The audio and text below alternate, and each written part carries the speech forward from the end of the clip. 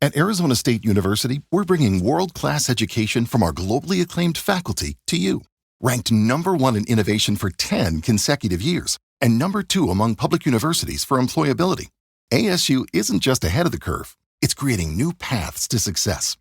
Earn your degree from the nation's most innovative university. Online, that's a degree better. Explore more than 300 undergraduate, graduate, and certificate programs at asuonline.asu.edu. Welcome to the Deep Dive. Today we're going to look at something quite specific. It's a collection of anonymous search terms, all connected to a possible school shooting event in Dallas, Texas. Now, obviously, this is a sensitive topic. Our aim isn't to focus on the potential tragedy itself, but more to understand, well, what information people were looking for right away. Exactly. And the source material is just that list of search queries. It's quite raw, isn't it? It really is a sort of unfiltered window into immediate public concerns during a potential crisis. And what jumps out almost immediately is the repetition. You see Dallas, school shooting, active shooter again and again. Right. It really highlights how intensely local the focus was, you know? People needed to confirm this specific, potentially unfolding danger, not general info. It wasn't abstract. They wanted to know about Dallas right now. Precisely. And digging in a bit, specific school names appear. Wilmer-Hutchins High School, sometimes with a hyphen. Wilmer-Hutchins High School.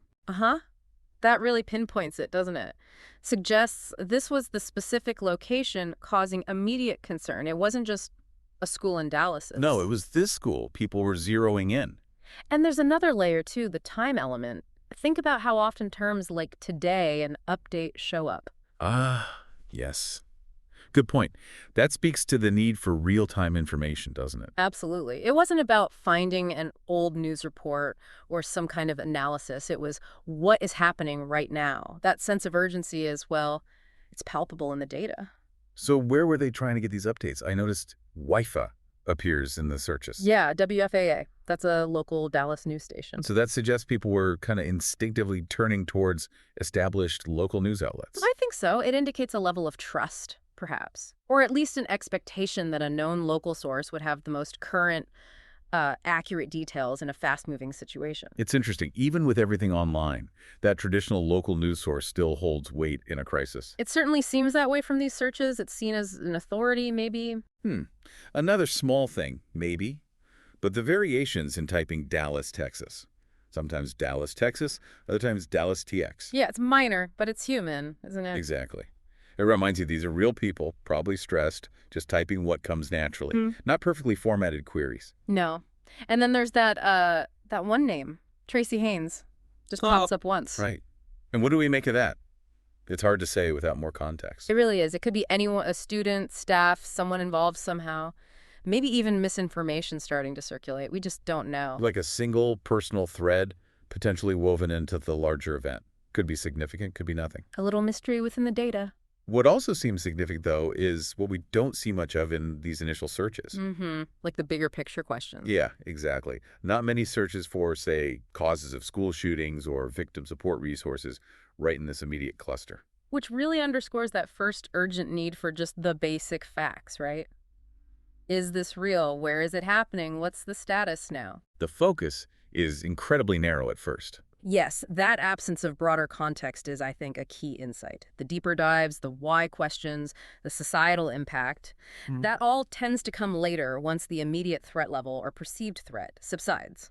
Okay, so let's try to sort of wrap this up.